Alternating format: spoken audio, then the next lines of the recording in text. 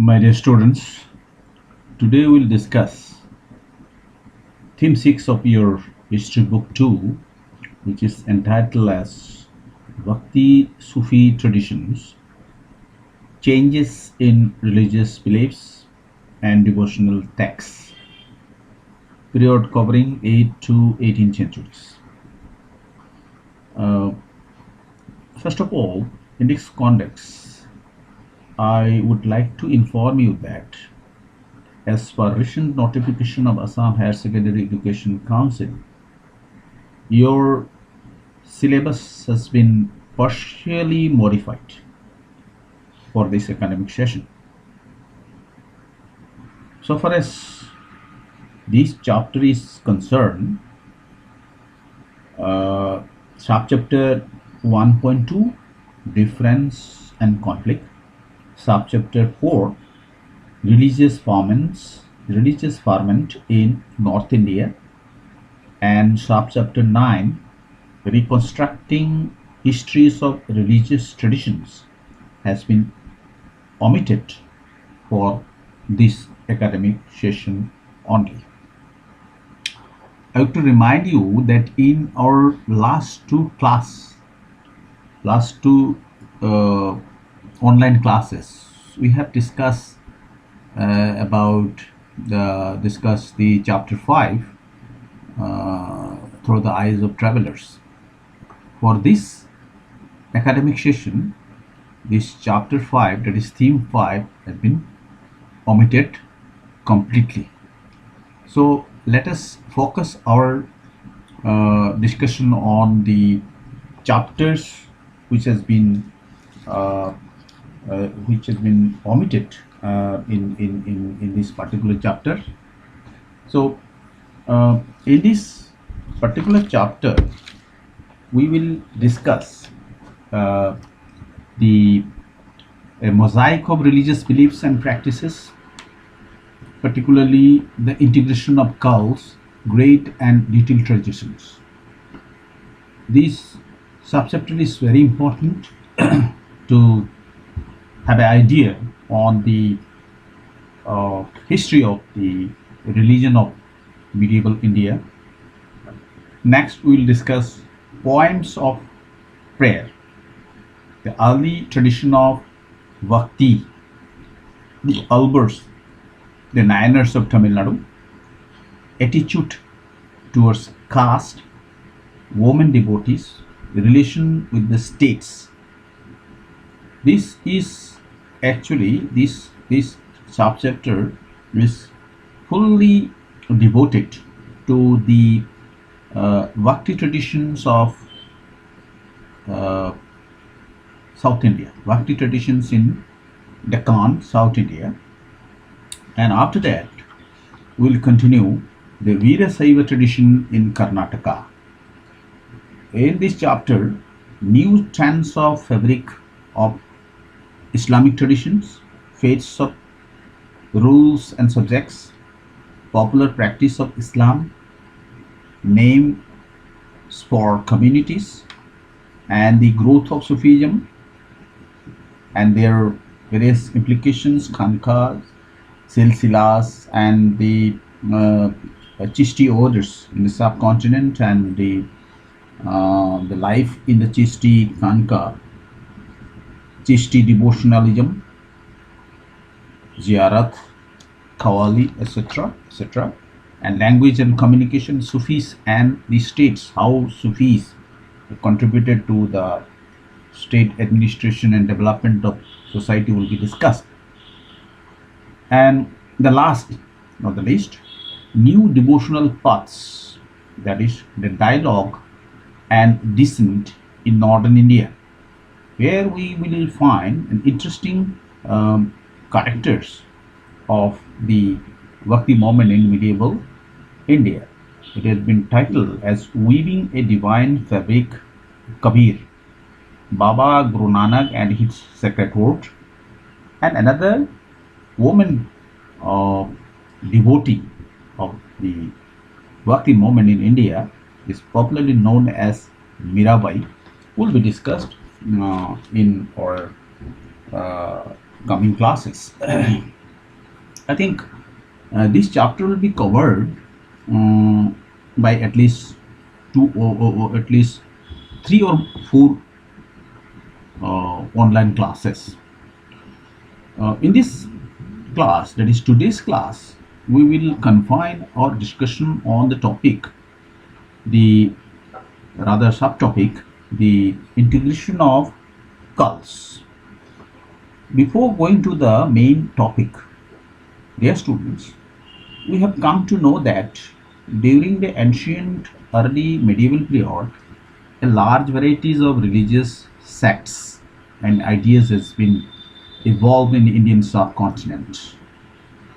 Uh, and it is also been observed, rather you have studied in your 11th class that uh, the different types of religious traditions uh, with a great extent of diversity and dynamism we have already discussed in our 11th class.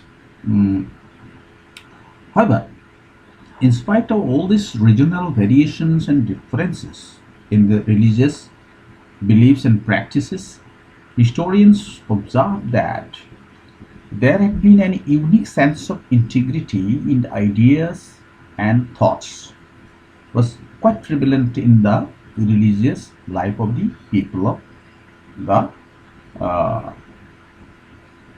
ancient and early medieval period.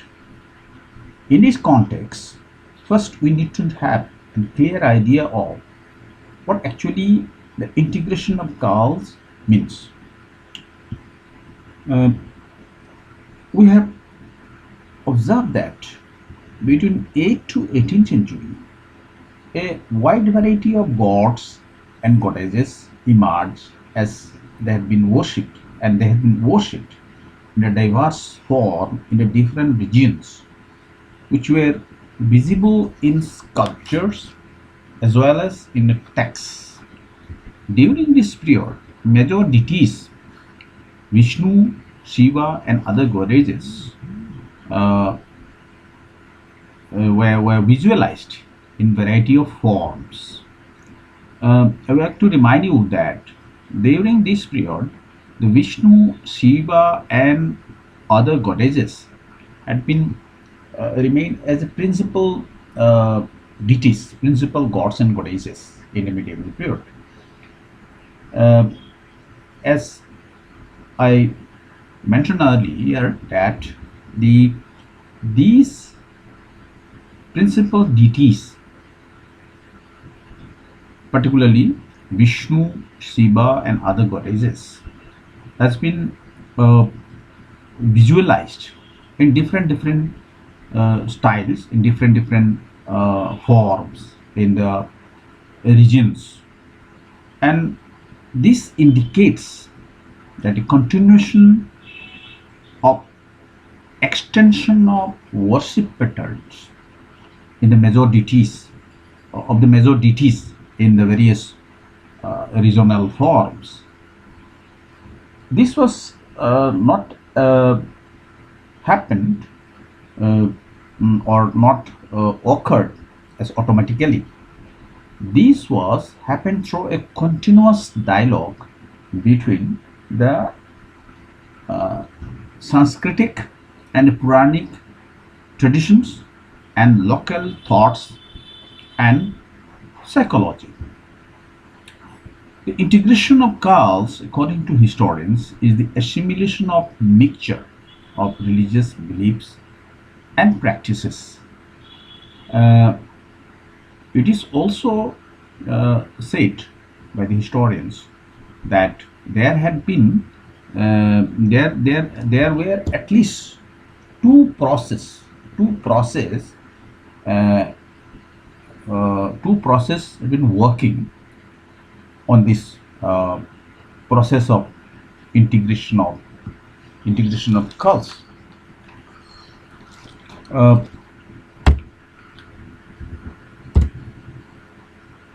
Here we find the the process, two process as mentioned earlier, that what was mentioned by the historians, that there were at least two process that been working in this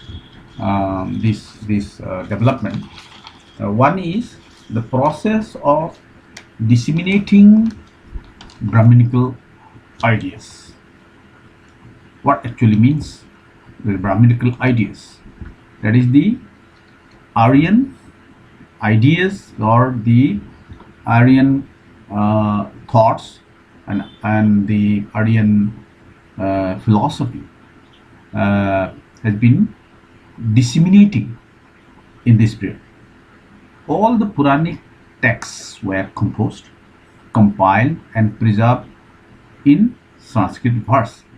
That means the Puranic texts were compiled, rewritten, and preserved in Sanskrit language, that is simple Sanskrit language, which can be understood by the lower strata of the peoples. The basic intention of the adaptation of the Puranic texts, Puranic texts, uh, uh, old Sanskrit texts in a simple Sanskrit, was to disseminate the ideas and thoughts to the lower strata of the people. It was done so that they may be accessible to all women and Sudras, who were generally excluded from Vedic learning. We all know that in the four classes of peoples, the Sudras were the lowest strata, that is lowest level of the peoples, as the Purushartha Sukta, it had been justified the classification of uh, people, the classification of man in four classes: uh, Brahmin, Kshatriya, Vaishya, and Shudras. Here, we like to I would like to explain more in this context that the lowest strata of the people, that is Shudras, were prohibited or not permitted to the Vedic learning process, and at the same time, women were also discarded in that Vedic learning process. In the medieval, what happened in the 8th and 18th century, during this period, this had been extended to the women and the Shudra class peoples. And next, that is the second process, was Brahmins accepting and reworking the beliefs and practices of these other categories. That is the continuous dialogue between great Sanskritic Puranic tradition and the and little traditions.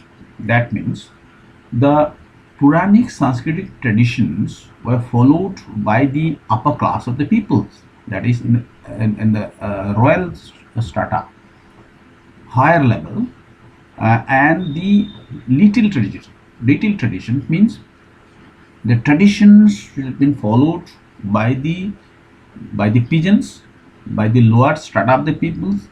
Here, in this context, it is uh, actually meant for the traditions which have been followed by the regional uh, areas, different areas. It has been termed as little traditions. This term, that is great and little tradition, was actually coined by Robert Redfield, a socialist of the 18th century.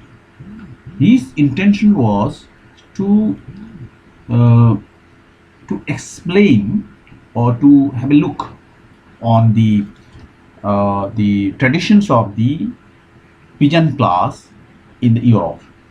So here we uh, uh, here we like to discuss that the continuous process of dialogue between the high and low, and the contradictions and assimilations was happen, and a new trend of religious life was emerged in this particular period of time.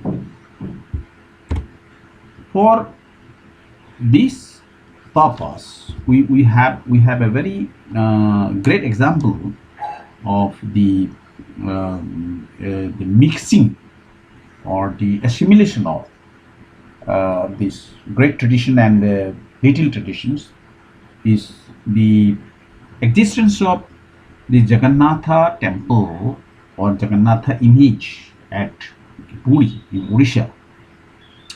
The principal deity of Vishnu was identified as Jagannath, which means the Lord of the world. The integration can be seen in the cults of goddess. Local deities were incorporated in the Puranic framework by providing them with an identity as a wife of principal male deities. This type of philosophy or ideas has also largely occurred.